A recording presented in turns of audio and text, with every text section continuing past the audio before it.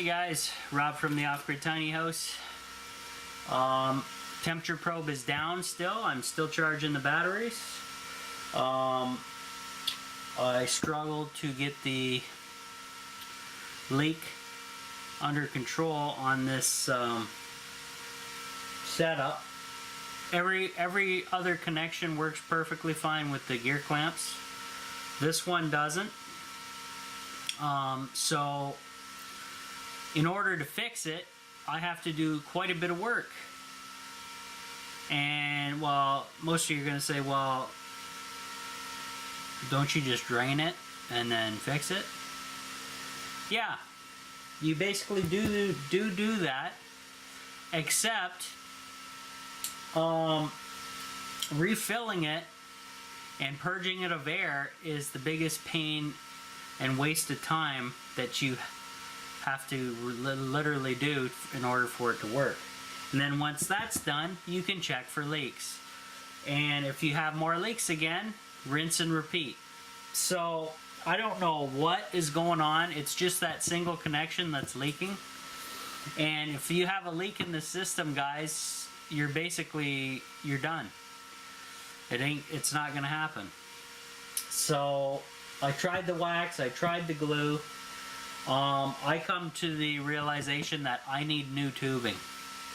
And if somebody tells me to use copper, I'm gonna laugh. Copper is the most, well, basically, I think it's almost $4 a foot here in Canada. Or no, what is it, $4 a foot? $3.74 per foot of for copper.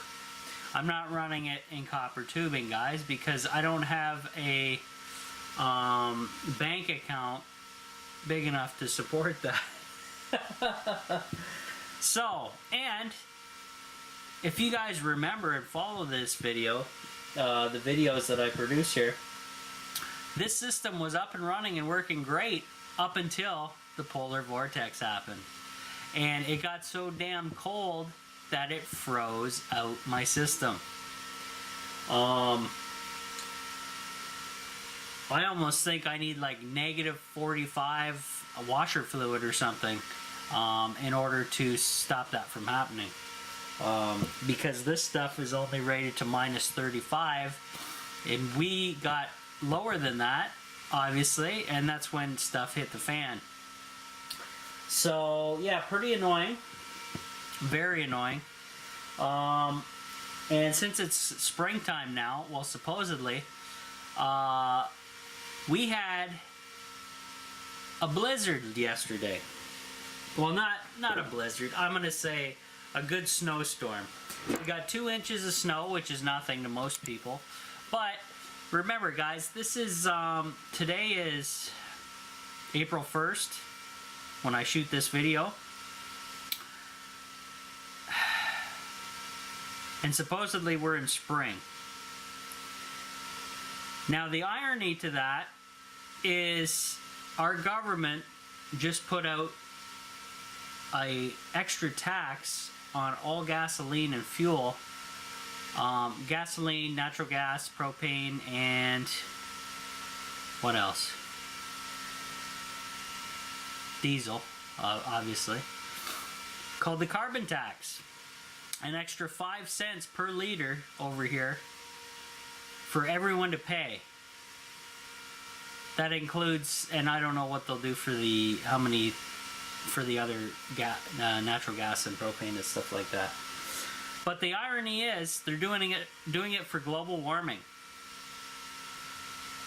It's supposedly springtime and we're getting 2 inches of snow. Now, if you guys know me or follow my channel, I don't believe in global warming, because I challenge anybody out there to come live here for 1 year, and after that, do they still believe in global warming? It's not happening, guys. Now, a lot of you are gonna say, oh, but it's called climate change now. Yeah, they had to change the name, the term, because global warming wasn't working out for them too well, and I'm a prime example of that up here in Canada. So I'm living in a twilight zone up here. It's a complete joke. The government and everybody else is getting fooled that there's something wrong with the weather. It's getting too hot. They keep talking about heat. We're getting snow, and colder here. So, yeah. What a load of garbage. I can't even stand people who believe that stuff. Complete garbage, guys. You're brainwashed. Just like the Trump-Russia thing. What a joke.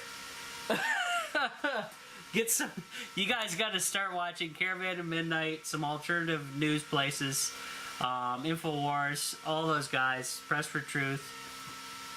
You guys got to get on the alternative media bandwagon, because the fake Mockingbird media is just pushing garbage and everybody seems to be falling for it.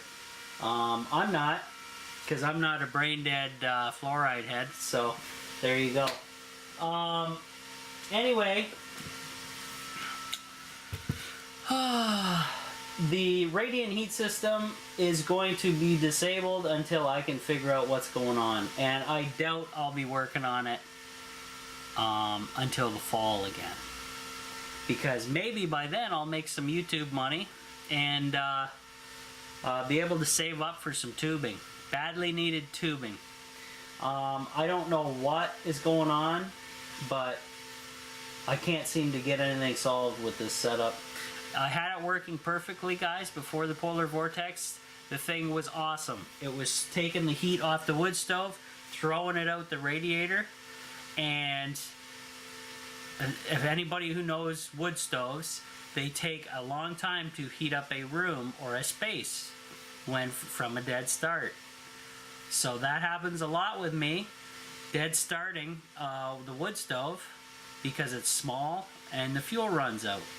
It'll run for 2 to 3 hours damp down. So it will run dead. So in order to help speed up and make things more efficiency, I put a couple blocks of aluminum on there that liquid could be passed through via a pump, USB powered 5-volt pump, and it worked out great until Mother Nature said, hey, you're cheating, I'm going to destroy your setup. So the polar vortex videos are out there, guys. You can watch them. I come into the tiny house, tons of damage, what a mess, and now we got another mess because I still have to drain out the system in order to take it down. And my battery's dead, so this will be the end of the video, guys. Subscribe, like, share. Consider becoming a Patreon member to help out my bank account to get these projects done. It's only $1 a month. Plus, you get all these videos before everybody else, ad-free. See you on the next one, guys. Rob from the Off-Grid Tiny House. Checking out.